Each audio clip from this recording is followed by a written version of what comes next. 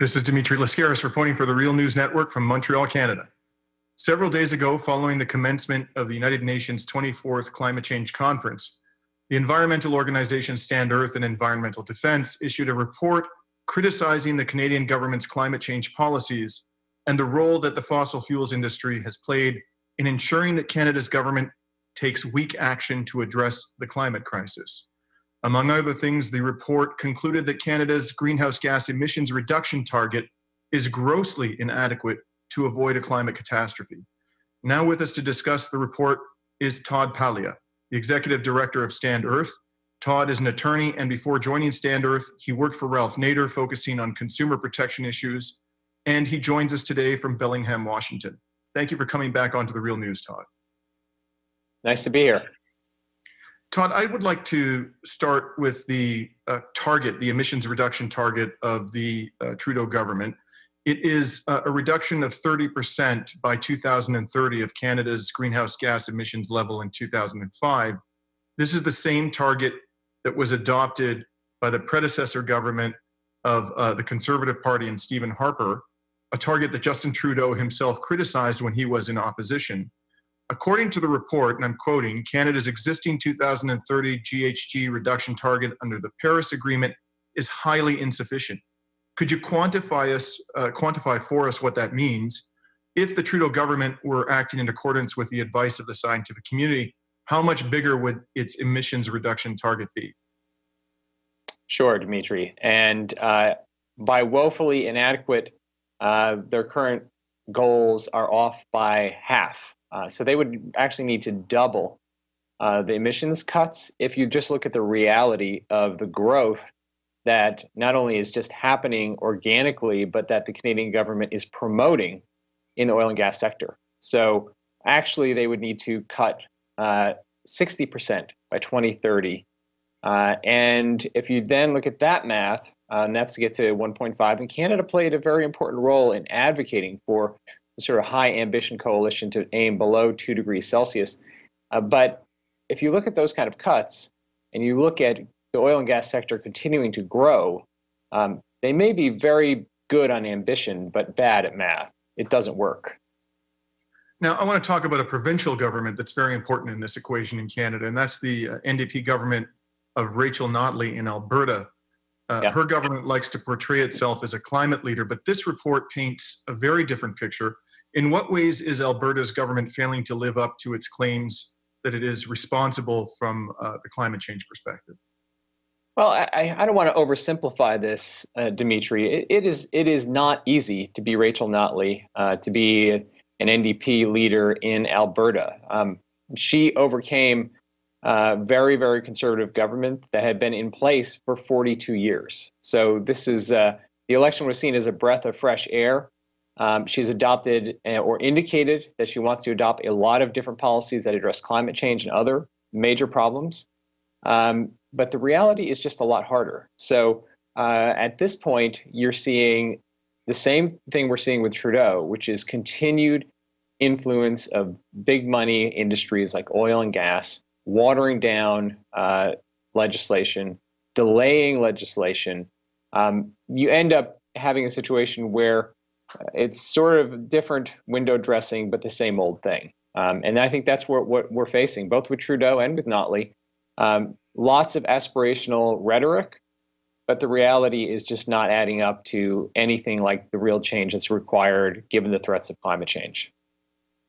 Now, one of the aspects of Canadian and provincial climate change policy that this report addresses is fossil fuel subsidies. What in fact has happened, and as the report notes, and I'm sure you know, Todd, the Trudeau government in the election campaign in 2015 promised to eliminate fossil fuel subsidies. What in fact has happened since then, both at the federal and the provincial level, to fossil fuel subsidies in Canada? Yeah, so again, rhetoric meets reality. Fossil fuel subsidies have been extended in many cases by the Trudeau government and by the Notley government, to the extent that the numbers are bad enough, but the actions. So if you think about the subsidy that's entailed in the Canadian government buying a pipeline, when the investors thought it was a bad bet and pulled out. That's where we're at. So we're looking at now the Canadian government subsidizing the oil and gas sector by buying, formerly known as the Kinder Morgan pipeline, now known as the Trans Mountain pipeline, buying that pipeline and trying to develop it in order to further expand the tar sands. So, and we're talking like pensions, other sources of funds going into a pipeline project at this point. That is subsidy of a sort that you don't ordinarily see, and certainly you wouldn't expect of a Trudeau government. Now, finally, let's focus on the influence of the fossil fuel sector in Canada on government policy. The report states, again, I'm quoting, "The oil and gas industry has put significant resources into publicly and privately advocating for weaker government policies on climate change and other environmental protection. Documents obtained through access to information requests showed that this strategy successfully delayed and weakened policies on climate change from the previous federal government." Could you tell us about some of the industry's more successful and important efforts to ensure weaker protections on the climate change file? Oh, absolutely. And this is the product of a lot of work by the oil and gas industry, to the extent that since April, meetings just on the environmental assessment law, they met with federal officials more than once per day since April. So an extraordinary lobbying effort, and they've been rewarded by that law being watered down and delayed. They've been rewarded by lobbying the Notley government in Alberta to not hold them liable for the enormous tailings ponds full of toxic waste. That, you know, they've been able to delay that implementation of new tighter restrictions on the tailing ponds. The emissions cap has now been delayed. So it's been a highly successful strategy for the oil and gas sector, and Canada so far continues to hitch its wagon to that single industry. And if you look at the kind of reductions that are going to be required across the country to allow the oil and gas sector to continue to expand and to expand with subsidies and lax regulation, this is a train wreck in slow motion, and there's no clear indication that they're going to be able to pull themselves out of this. So the advocacy for high ambition is great, but they're aiming very low when you come to policy. Yeah, I just want to alert our viewers to the fact that we part of what you just talked about, Todd, we covered that recently, and it's talked about in this report that your organization, Environmental Defense, has issued.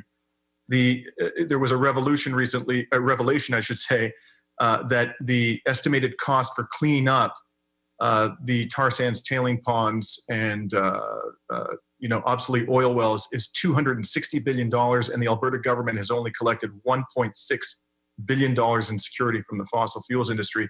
So that is obviously one area, I imagine you would agree, where the fossil fuels industry has been extremely effective in terms of weakening government protection of the environment.